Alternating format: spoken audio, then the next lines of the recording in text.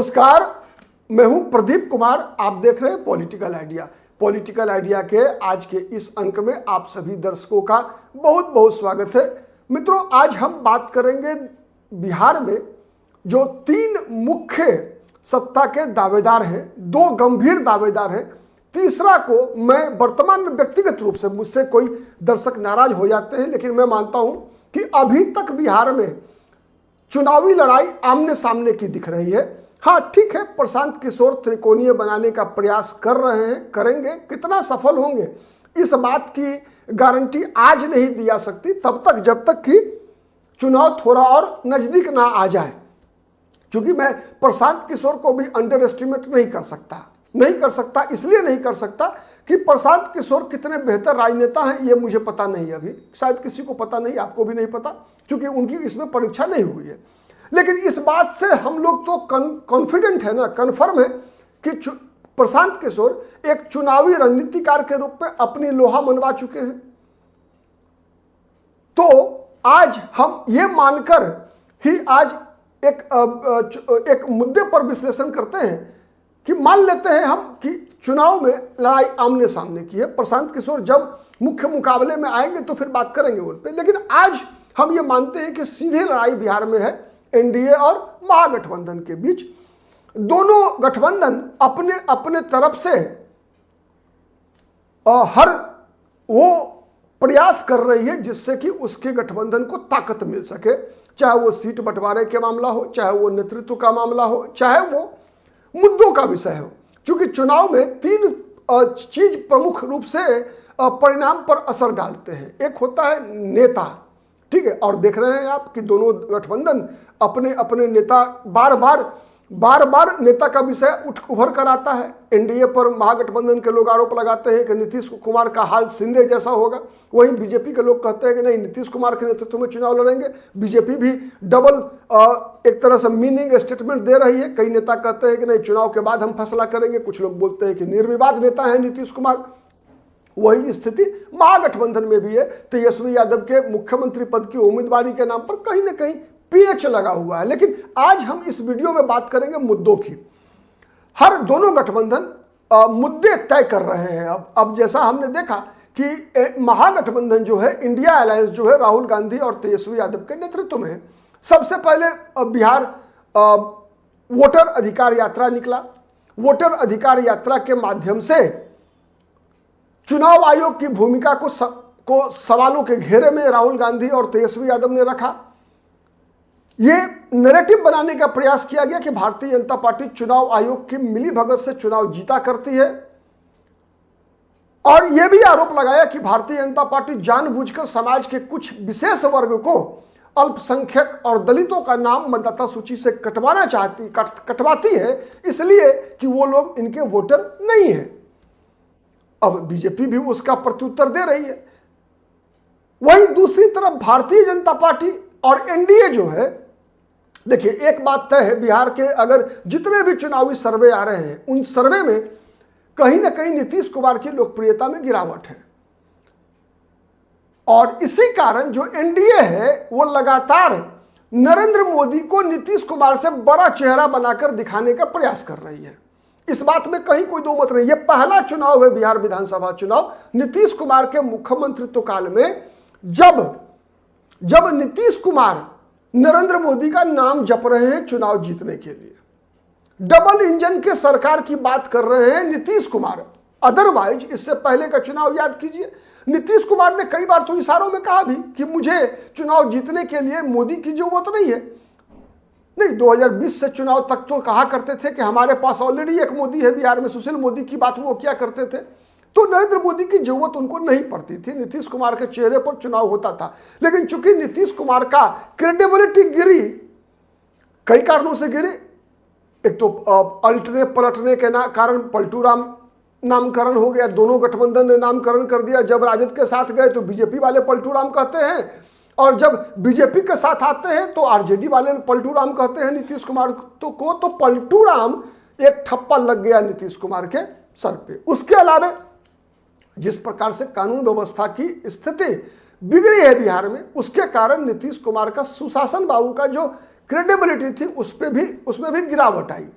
Corruption, जिस प्रकार से संस्थागत भ्रष्टाचार बिहार में आप देख रहे हैं, कई अधिकारी बिहार सरकार के अधिकारी जेल जा रहे हैं, करोड़ों रुपए पकड़े जा रहे हैं, इंजीनियर के यहां, डीईओ के यहां। इसका भी असर नीतीश कुमार की क्रेडिबिलिटी में पड़ रहा है, क्योंकि नीतीश कुमार की पहचान ही थी कि नीतीश कुमार कभी भी कंप्रोमाइज नहीं करते भ्रष्टाचार से, कभी भी अपराध से, मतलब क्राइम, करप्शन और कम्युनलिज्म से कंप्रोमाइज नहीं करते नीतीश कुमार। तो ये नीतीश कुमार की पहचान थी। तो उस पहचान में गिरावट के कारण नीतीश कुमार को अब मोदी की जरूरत पड़ी। अब मोदी आए फ्रेम में, और फ्रेम में जब मोदी आ रहे हैं तो निश्चित रूप से महागठबंधन भी नीतीश कुमार की तुलना में नरेंद्र मोदी को ज्यादा बड़ा मुद्दा बना रहा है। आप देखिए तो तेजस्वी यादव हो या राहुल गांधी हो, नीतीश कुमार से ज्यादा हमलावर है नरेंद्र मोदी पर। और उसमें भी सबसे बड़ी घटना या दुर्घटना कह लीजिए घट गई दरभंगा में वोटर अधिकार यात्रा के दौरान, जब कांग्रेस पार्टी के एक मंच से एक मोहम्मद रिजवी नाम का कार्यकर्ता ने नरेंद्र मोदी की मां के बारे में अपशब्दों या गाली का इस्तेमाल किया, तो नरेंद्र मोदी ने उसको चुनावी मुद्दा बनाने में कोई कोर कसर अब नहीं छोड़ रहे हैं। साथ ही मेरे अनुसार एक और सेल्फ गोल कांग्रेस पार्टी ने किया है। एक वीडियो बनाकर, एआई जनरेटेड वीडियो बनी जिसमें नरेंद्र मोदी की मां को दिखाया गया है। नरेंद्र मोदी सोए हुए हैं, नरेंद्र मोदी के सपने में उनकी मां आती है और अपने बेटा पर ताना मारती है कि बेटा तूने मुझे भी चुनावी मुद्दा बनाकर बेचने का प्रयास किया है। तो इसलिए मां डांटती है। तो अब नरेंद्र मोदी की मां को दोबारा एक तो गाली वाला मुद्दा हो गया दरभंगा वाला, फिर उसके बाद जिस प्रकार से ये AI generated video add Congress party ने तैयार कराया, तो बीजेपी को एक मौका मिल गया। अब इसी मुद्दे पर बीजेपी लगातार जो है राहुल गांधी और कांग्रेस पार्टी को घेरने का प्रयास कर रही है। लगातार बीजेपी बिहार में तेजस्वी यादव से ज्यादा राहुल गांधी को अब चुनावी मुद्दा बनाने का प्रयास कर रही है, कांग्रेस को, और सीधा मुकाबला नरेंद्र मोदी के साथ दिखाने का प्रयास कर रही है। और इसी क्रम में बीजेपी ने 3M को लगता है कि मुद्दा शायद चुनाव में ढूंढ लिया है। मुद्दा 3M क्या है? मां, मतलब मोदी की मां, नरेंद्र मोदी, मां, मोदी और महिला। देखिए, महिला बिहार की राजनीति में अगर हम गौर से देखें तो 2010 से ही चुनाव को प्रभावित कर रही है। और इसमें मोदी अकेले नहीं बल्कि मोदी और नीतीश की जोड़ी दोनों का इंपैक्ट है। इंपैक्ट क्या है? एक तो कारण समझिए, एक तो सबसे बड़ा चीज है कि बिहार एक पलायनग्रस्त राज्य के होने के कारण बिहार में महिला मतदाताओं की संख्या भी ज्यादा है। क्योंकि मतदाता सूची में नाम होना अलग विषय है, लेकिन मतदान करने के लिए महिलाएं ज्यादा जाती है। क्योंकि पुरुष जो है कमाने के लिए एक शहर के बदले दूसरे शहर में होते हैं, महिलाएं घर पे होती है। तो महिला मतदाताओं की उपलब्धता बूथ पर ज्यादा होती है, इस कारण से कि पुरुष अन्य शहर में कमाने के लिए गए होते हैं, तो मतदान के दिन अपने घर पे नहीं होते। यह सबसे बड़ा कारण है। दूसरा, नीतीश कुमार 2005 में जब मुख्यमंत्री बने तो महिला केंद्रित कई योजनाएं नीतीश कुमार ने शुरू किया, जिस कारण से नीतीश महिला मतदाताओं के बीच लाडले बन गए।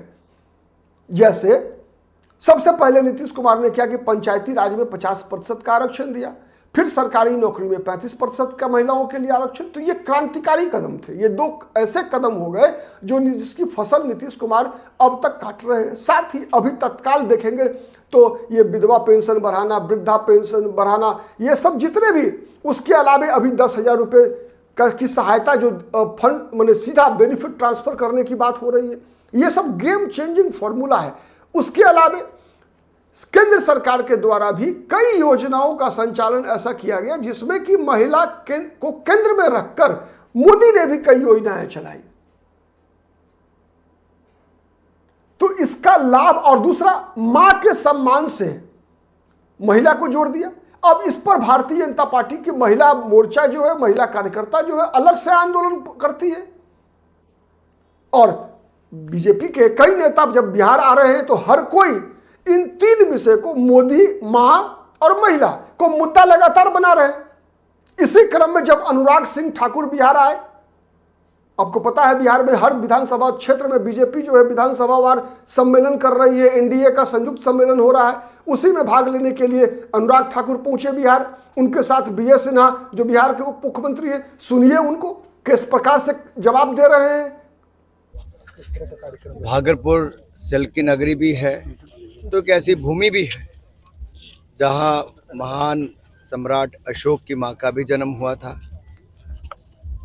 लेकिन आज जब बिहार आया हूं तो एक बात जो मीडिया वाले सबसे पहले पूछते हैं कि प्रधानमंत्री की मां को गाली निकालने का काम और रोज रोज ये काम कांग्रेस पार्टी और राजद क्यों कर रही है। महिलाओं का अपमान और प्रधानमंत्री जी की स्वर्गीय मां का अपमान अगर बिहार की धरती से होता है तो उसका मुंह तोड़ जवाब राजद और कांग्रेस को बिहार की जनता देगी। बिहार ने पिछले कई वर्षों में विकास देखा है, अब मंगल राज देख रहे हैं, वापस जंगल राज में नहीं जाना चाहते। और विकार की रफ्तार रहेगा, एसआईआर का मुद्दा कुछ रहेगा कि नहीं रहेगा? विपक्ष लगातार ये कह रही है कि चुनाव आयोग वोट चोरी करने का काम कर रही है। मैं आपसे पूछता हूँ, आपका वोट है? आपका वोट है? आपका वोट है? आप में से किसी का वोट तो कटा नहीं कटा किसी का? नहीं कटा। तो भाई साहब, ये चुनाव हारने से पहले एक भूमिका कांग्रेस और राजद बना रही है कि चुनाव हारने के बाद बिहार के वो किस विषय को लेके जाएंगे कि हम चुनाव क्यों हारे। हर बार वो ईवीएम पर ठीकरा फोड़ते हैं, फिर वीवीपैट पर फोड़ते हैं, फिर इलेक्शन कमीशन पर आरोप लगाते हैं। अब जब सब चीज़ों से थक चुके हैं तब एसआईआर के मुद्दे को पकड़ के बैठे हैं। बिहार में जो है एआई वीडियो प्रधानमंत्री के साथ देखिए, बिहार के धरती पर राजद कांग्रेस के लोगों के द्वारा जिस तरह से अपने शक्ति का, माता बहनों बेटियों का अपमान का भाव और स्वर्गीय माता जी का प्रधानमंत्री जी के बारे में जिस तरह से बयान दिया, ये बिहार को लज्जित किया। बिहार को गाली बनाने वाले लोग फिर से बिहार को कलंकित किया है आज वीडियो, और राजद कांग्रेस के लोग इसके लिए क्षमा तक नहीं मांगे। ऐसे मानसिकता को बिहार की जनता जवाब देगी। आगामी चुनाव में राजद का क्या होगा सर?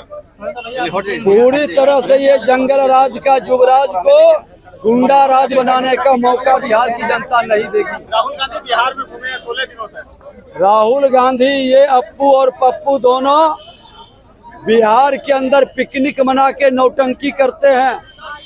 ये लालू यादव के जोकरे और नौटंकी का दूसरा पार्ट है। बिहार की जनता वैसे लोगों के हाथ में सत्ता कतई नहीं देगी जो बिहार को गाली बनाया, बिहार को बर्बाद किया, बिहारियों को लज्जित किया और बिहारी शब्द को बदनाम करने वाले लोग बिहार के सेवक नहीं बन सकते हैं।